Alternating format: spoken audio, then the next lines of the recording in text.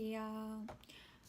오늘은 제가 캐나다에 와서 차랑 집을 어떻게 구했는지 알려드리는 영상을 찍으려고 합니다.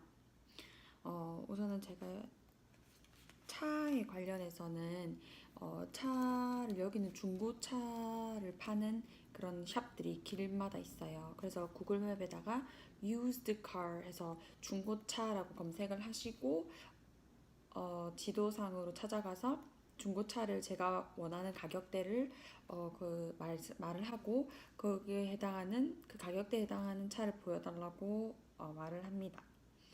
그러면 이제 보여주고 차를 볼 때 체크해야 되는 게 여기 캐나다는 눈이 많이 오잖아요. 그래서 길에다 소금을 많이 뿌린단 말이에요. 그래서 소금을 많이 뿌리면 차 바퀴라든지 차 철문으로 된 부분들이 녹슬기 시작해요. 그래서 한번 녹슬은 차는 이제 더 녹슬 거기 때문에 차를 이제 중고차를 보여줄 때 녹이 진행되고 있다, 녹이 슬어지고 있다라고 하면 그런 차는 피해야 됩니다. 그래서 최대한 녹이 안 쓴 차를 찾아야 하시고요. 그리고 꼭 확인하셔야 되는 게 언더 코팅이 됐냐. 녹을 안 쓸게 하기 위해서 언더 코팅이라는 걸 차에다 다 해야 돼요. 바퀴라든지 그리고 차 문 이런데 앞 뒤로 다 해야 되거든요. 그게 되어 있는지 여부를 꼭 확인하셔야 합니다. 그래서 저도 이제 유명한 그 나중에 알려드릴 건데 캐나다 중고 물품 사는 사이트가 있는데 거기에서 중고차를 개인한테 샵 말고 개인이 가지고 있는 내놓은 물품을 컨택하셔도 됩니다. 그게 더 가격이 싼데 그거는 이제 인스펙션이 안 된, 차 검진이 안 된, 확인이 잘 안 되기 때문에 보통 차 수리가 가능한 메케닉을 가지고 있는 그런 샵에서 조금 돈을 더 주더라도 그런 곳에서 중고차를 구입하시는 걸 추천해 드립니다. 저 또한 그런 데서 메케닉 있는 데서 차를 구입했고 나중에 차 살 때 여기 앞에 그 기름 넣는 부분에 빨간 불이 들어와가지고 요거 뭐냐 체크해 달라고 해서 그날 안 받아오고 디퍼짓 돈만 몇백 불 줘놓고 그 다음날 고치고 차를 가져왔습니다. 그럼 이제 차를 샀는데 사가지고 바로 들고 나올 순 없어요. 왜냐면 보험이 들어져 있어야 되기 때문에 인슈런스를 할 수 있는 가게를 찾아서 미리 가서 등록을 해놔야 돼요. 그래서 저는 총 두 군데 인슈런스 샵을 다녔는데 가보고 저 정보를 다 넣어요. 나이라든지 무슨 차를 샀는지 어떤 몇 cc인지 그리고 운전 경력이라든지 그런 거 그걸 다 넣으면 저에게 맞는 가격대가 나옵니다. 가격대가 이제 나와요. 그 어떤 보험회사 예를 들어 우리나라도 현대해상, 삼성 뭐 이런 식으로 다 보험이 차 보험이 있듯이 어느 회사에 너에게 가장 맞는 그 보험이 나와요. 가격도. 그래서 저는 넣어보니까 비바라는 데가 가장 쌌고 첫 번째 중고 그 보험샵에서는 그 비바라는 데는 자기랑 거래를 안 한다고 해서 거기는 안 되겠다 하고 두 번째 인슈런스 샵에 가서 했더니 비바에서 또 나왔고 1588불 나왔어요. 보험이. 그러면 여기 돈으로 하면 한 1년에 130만 원 정도가 저 보험으로 나왔어요. 나이는 25이고 여기서 만으로 하면 23살. 그리고 운전 경력은 2016년에 땄어요. 2017년인가? 어쨌든 1년 정도 됐고 1년은 넘었어요. 1년 반 정도 됐고 자차 보험은 안 들고 그 자차 보험 안 들고 내가 그 상대방이 차를 해쳤을 때 아니면 상대방의 사람을 해쳤을 때 그런 보험은 들고 제 차에 대한 만약에 뭐 부딪혀서 어디가 부서졌다거나 그런 보험은 안 들었어요. 그랬을 때 가격이 1588불이었고 차는 가격이 엄청 다양하게 있어요. 우리나라 돈으로 200만 원짜리 차부터 시작을 하거든요. 그래서 저도 최대한 싼 차를 했어요. 그리고 다른 사람들은 비싼 차 해가지고 나중에 갈 때 비싸게 팔고 가면 된다고 했는데 근데 뭐 처음에 목돈이 들어가니까 그냥 처음에 그냥 싼 차로 선택을 했고 닛산 차 일본 차 거를 했습니다. 그리고 처음에 그 닛산 거를 했는데 그 차 키에 이렇게 삐빅 누르면 이렇게 불 되는 거 그거 안 돼가지고 왜 안 되냐 했더니 배터리가 없어서 안 된다라고 해서 알겠다 하고 배터리를 갈러 그 수리하는 데를 갔는데 배터리 말고 자기들이 봐야 된다고 해서 여기는 보니까 1시간제, 시간제로 하더라고요. 1시간에 70불이라고 해가지고 자기들 고쳐준다고 해서 그럼 고쳐달라고 했는데 1시간보다 조금 더 일찍 끝나서 그냥 30불만 달라고 해서 빨리 한 25,000원? 26,000원 돈 주고 고쳤어요. 그냥 그 고치니까 훨씬 좋더라고. 시동 거는 것도 있고. 그 다음에 그래서 차에 관련된 거는 이렇게 하시면 되고 또 집 관련해서는 그 제가 아까 알려드린다고 한 사이트가 뭐냐면 키지지라는 사이트가 있어요. 캐나다에 KIJIJI 여기 밑에 적어 놓을게요. 키지지 사이트가 있는데 제가 있는 지역은 지금 노바스코샤 주의 트루로라는 곳이 있어요. 그래서 www.트루로를 적고 .kijiji.ca 이렇게 적어서 검색을 하거든요. 그럼 트루로에 아니고 다른 지역에 있는 분들은 트루로 자리에다가 다른 지역을 넣으시면 됩니다. 그래서 어쨌든 키지지에 들어가시면 이게 분야가 있어요. 뭐 buy and sell 그러면 그냥 중고 물품 뭐 TV라든지 소파라든지 온갖 물품을 팔고 real estate 있으면 그 부동산이거든요. 그 집 같은 거 그거 검색하셔서 하시면 되고 핸드폰으로 하실 수도 있는데 노트북 이용해서 하시면 그 필터기를 좀 더 디테일하게 할 수 있어요. 돈이라든지 아니면 원 베드룸, 투 베드룸 그런 것도 다 디테일하게 설정을 해놓고 찾을 수가 있거든요. 그래서 저도 키지지 보고 했어요. 그래서 월레스 WALLACE라는 월레스 아파트 단지 그 브랜드가 있어요. 프랜차이즈점 거기를 선택을 했고 이제 지금 있는 곳은 게스트하우스인데 학교에서 준 게스트하우스인데 아마 그 다음 달 그러니까 1일부터 항상 돈을 내더라고요. 여기는 그래서 May 1st 5월 1일 날 아마 입주를 할 것 같아요. 그 페인트 칠해야 된다고 해가지고 집에 가봤을 때 그 엄청 깨끗했는데 벽지 부분에 좀 한 요 정도 크기로 페인트가 벗겨진 부분이 있었거든요. 그래서 우리는 빨리 들어가는 게 좋아서 안 칠해도 된다고 했는데 그 매니저가 꼭 칠해야 된다고 해서 아마 5월 1일 아니면 빠르면 내일 들어갈 것 같아요. 한 5월 1일 되기 3일 전인데 그러면 내일 이제 제가 오피스에 가서 돈을 먼저 내고 키를 받고 이제 짐을 옮겨서 입주를 하겠죠. 근데 우리나라 같은 경우는 그 보증금이라는 게 있잖아요. 그래서 내가 만약에 월세 30만 원짜리 방에 가면 보증금이 뭐 한 500, 500에 30 이런 식으로 개념이 많은데 여기는 보증금이라는 개념이 없어요. 그래서 보증금이 있긴 있는데 그렇게 큰 돈이 아니고 내가 월세가 만약에 850불 그러면 예를 들어서 월세가 80만 원이다 하면 그 보증금이 월세 첫 번째 달에 월세 반이 되는 거예요. 그래서 처음에는 80만 원 내 월세 더하기 보증금 40 그래서 120만 원을 내고 두 번째 달부터는 80만 원씩 그냥 월세를 냅니다. 그러면 처음에 냈던 40만 원이 뭐냐면 내가 보통 여기 1년이 리스예요. 1년 계약으로 하는데 1년 뒤에 나갈 때 만약 변기가 부서져 있다거나 벽지가 뜯어져 있다거나 이렇게 했을 때 그 반에서 차감을 하는 거죠. 돈을. 그리고 여기는 카페트가 많기 때문에 카페트를 다 소독하고 빠는 그 가격도 포함되어 있는 거죠. 그래서 보증금 그렇게 내고 집을 구하시면 됩니다. 저 같은 경우도 한 일주일 전쯤에 그 계약서를 썼거든요. 쓰고 이제 페인트 칠해야 된다고 했으니까 아직 입주를 못하고 있는 상황입니다. 그래서 지금은 그 학교에서 아까도 말했다시피 학교에서 있는 게스트하우스에서 돈을 내고 있는데 하루에 70달러고 일주일에 350불이에요. 그 스탠다드 룸이요.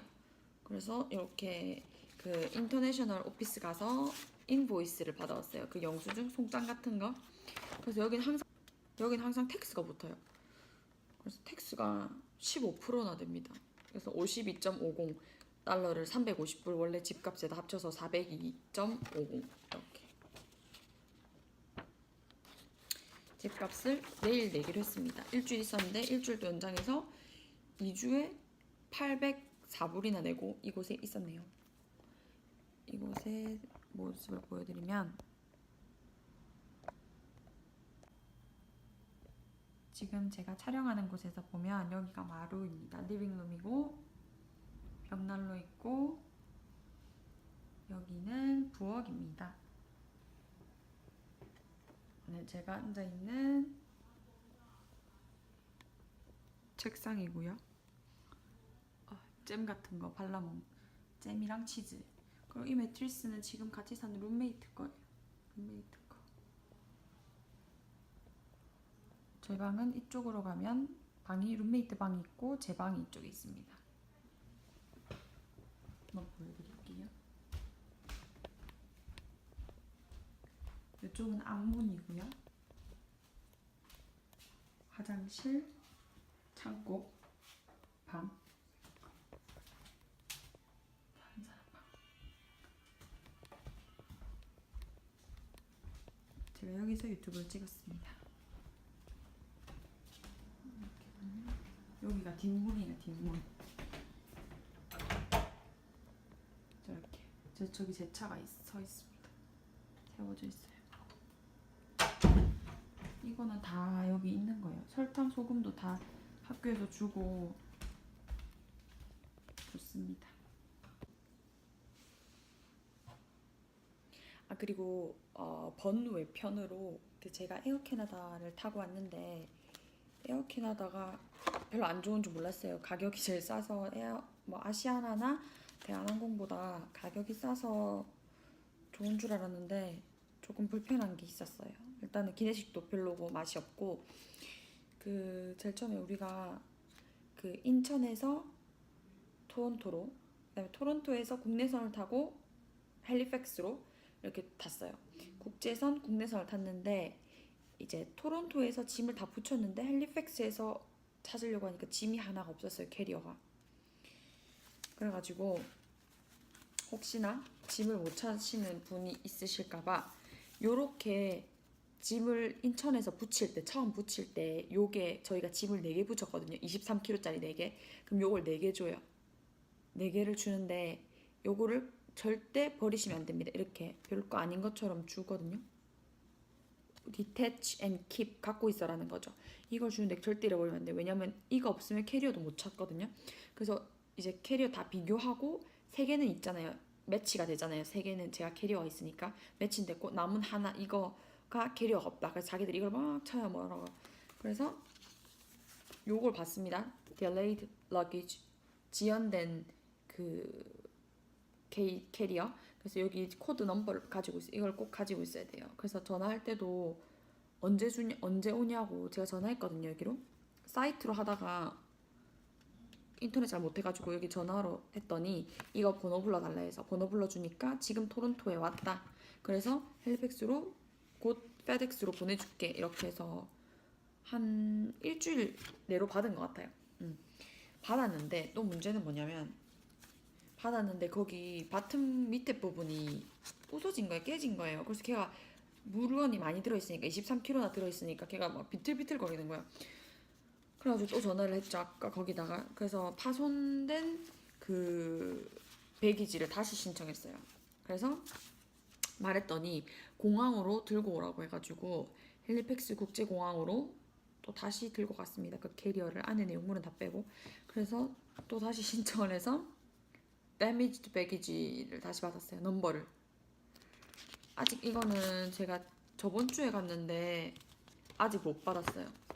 물어보니까 자기들 회사에 수리하는 사람들이 고칠 수 있으면 고치고 못 고치면 그거랑 비슷하게 생긴 거 새 거 보내준다고 하더라고요. 뭐 이런 거 받았어요. 갖고 있어라고. 그래서 요거는 아직 기다리고 있는 중입니다.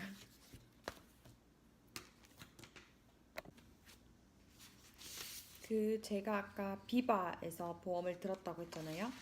요 비바에서 이제 학원 받은 영수증이에요. 이렇게 1,588불.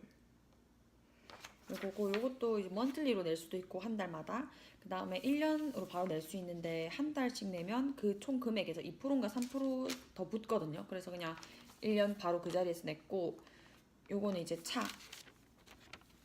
번호 여기 하이라이트 된 부분 요거 가지고 번호판 받으러 가면 돼요. 여기서 번호판은 플레이트라고 하거든요. 플레이트 PLAT 그거 플레이트를 받으러 가면 플레이트를 줘요. 그럼 그거는 이제 드라이브로 저희가 직접 차 뒤에다가 해야 돼요. 그걸 받기 전에는 temporary permit이라고 종이 한 장짜리 있거든요. 노란 색깔. 그거 차에 그냥 창문에 붙여놓으면 뒤에 플레이트 없어도 다닐 수 있거든요. 그렇게 하시면 되고 한 달 안에 꼭 플레이트를 받으러 가야 돼요.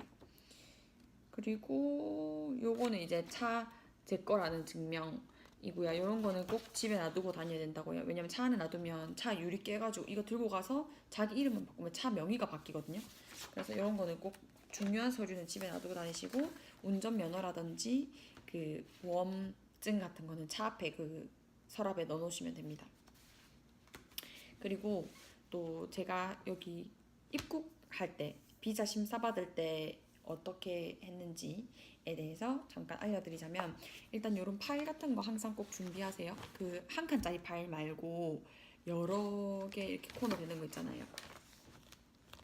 그리고 제가 제일 유용했던 게 이것도 저도 추천서 써주신 교수님께서 꼭 해가라고 해가지고 제가 해갔었거든요.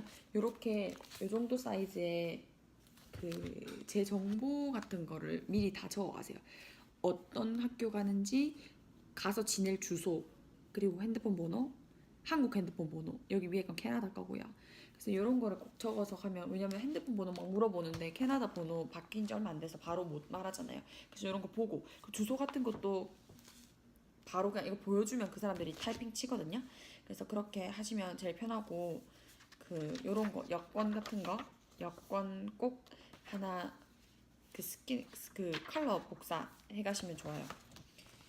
그 다음에 이제 비자 심사 받을 때 그 우리 비자 CIC에서 하시는 건 다들 아시잖아요. 거기서 하고 나면 이렇게 종이로 나오잖아요. 그러면 이제 그거를 학교 공항에 가시면 이제 내리시면 토론토에 그 스터디 퍼밋, 그러니까 유학 학생들 가는 코너가 따로 있어요. 그쪽에서 줄을 서셔야 되고 거기서 보여달라고 하는 게 이제 학교 입학 허가증 받은 거, 그 다음에 돈은 어떻게 할 거냐, 자금 이런 거. 저는 그 장학금 받고 가서 장학금 증명서 냈고요. 그 다음에 여기 있네 스터디 퍼밋 받은 거 제가 여기 다 적어놨거든요. 여기 위에다가. 그래서 요거를 딱 보여주면 이제 이 그 비자에 있는 사람들도 케바케예요. 솔직히 진짜 딥하게 질문하는 사람도 봤고 저는 진짜 그냥 쿨하게 그냥 넘어갔거든요. 근데 딥하게 묻는 사람들은 어디까지 묻냐면 네가 가서 연구를 뭘 할 거냐, 그리고 그걸 연구를 해서 어떤 결과를 도출해낼 거냐, 그리고 졸업하고 뭐 할 거냐, 너희 나라 돌아갈 거냐, 아니면 여기서 할 거냐, 잡을 구할 거냐, 그럼 어떤 직업 거냐, 완전 꼬치꼬치 물어요. 그래서 진짜 한 15분 이상 하는 것도 봤고 되게 사람이 주눅 들잖아요. 그렇게 물으면. 그러면 막 따지듯이 말하고 저 앞에 사람은 그렇게 했거든요. 그렇게 하고 나면 이제 요렇게 좀 두꺼운 종이로 된 진짜 그 퍼밋을 줍니다. 요런 거. 그럼 이게 이제 진짜 스터디 퍼밋인 거예요. 응. 그래서 나중에 그 구청 같은데 캐나다 와서 구청 같은 시청 같은데 가서 씬 넘버 받거든요. 그 약간 주민등록증 같은 씬 넘버 받을 때도 이거 스터디 퍼밋 진짜 이제 원본 보여주시면 됩니다. 요거는 이제 제가 씬 넘버 받은 거거든요. 씬 넘버. 이렇게 항상 요 파일에 넣어 다녀야 돼요. 처음에 왔을 때는 가방 엄청 정신없어요. 그래서 파일 항상 딱 정리해서 넣어 다니셔야 돼요. 저도 지금 여기 엄청 정신이 없어서 여기 정리를 해놨거든요. 그리고 이제 만약에 여기 캐나다 오셔서 차 사시고 싶으신 분들은 한국에서 그 요거 운전 경력 증명서 영어 버전으로 어디서 떼냐면 경찰서 가서 떼셔야 돼요. 경찰서 가서 떼셔야 되는 게 범죄 그 경력 있는지 없는지 유무 확인하기 위해서 그거 떼야 되고, 그 다음에 운전 경력 증명서 그 두 개. 아마 떼는 부서는 다른데 둘 다 공짜로 뗄 거예요. 그거 떼오시면 됩니다. 보니까 2016년에 땄네요. 2016년에 땄고 요거랑 국제운전면허증 그것도 그 운전면허 따신 데 가서 떼오셔야 돼요. 네, 그러면 오늘 유튜브 영상은 여기까지입니다. 안녕. 궁금하신 거 있으시면 언제든지 그 밑에 댓글로 남겨주시거나 쪽지 같은 거 보내주시면 됩니다. 안녕.